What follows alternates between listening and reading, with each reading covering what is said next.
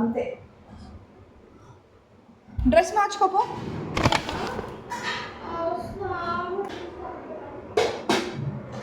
నేను డోర్ వేస్తాను. సరే. ఒకసారి కూర ఎక్కడున్నారు ఒకసారి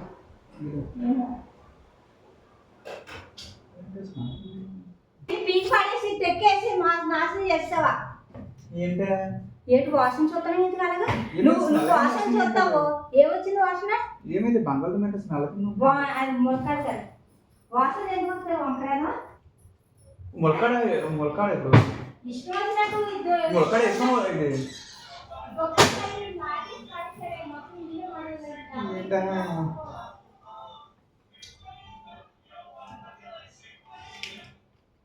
ములక్కాడ తినేనా?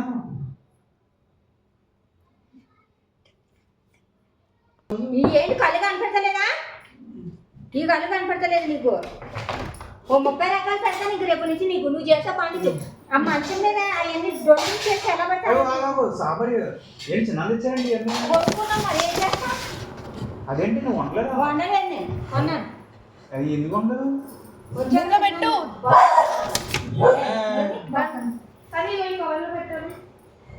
నువ్వు లేకలేదు, నువ్వు స్థితిలో ఉన్నావంటే అంటే ఏమన్నా మత్తులో ఉన్నానేమో నాకు తెలియదు. అసలు అంత నువ్వు వాటర్ ఎలా ఉన్నావు?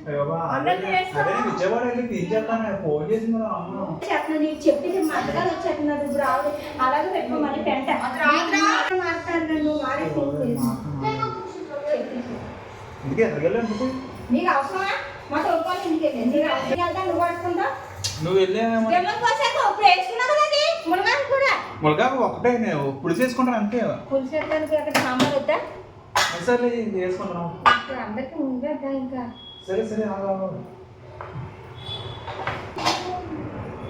పుచ్చకాయ లాగించేసి అయి లాగించేసి ఆ గడ్డి తినేసి ఇప్పుడు ఎనిమిది పావు అన్నం తింటా. రోజు ఇదే టైం అన్నం పెడతాను నీకు. ఆగే బాబా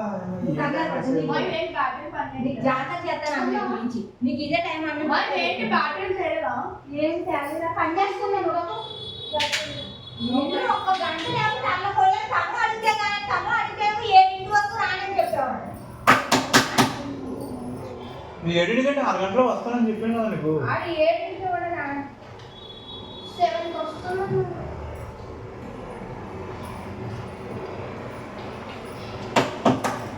జాగ్రత్త చేస్తాడు మళ్ళీ.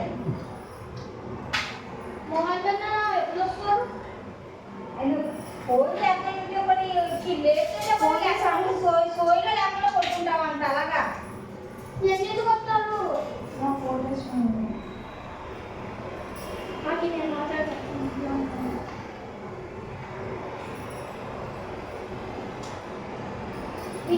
కొంచెమన్నా నీకన్నా బుద్ధి లేకపోతే ఏదన్నా పోతా అంటానే పెట్టు. ఇంకా మాట్లాడాలి.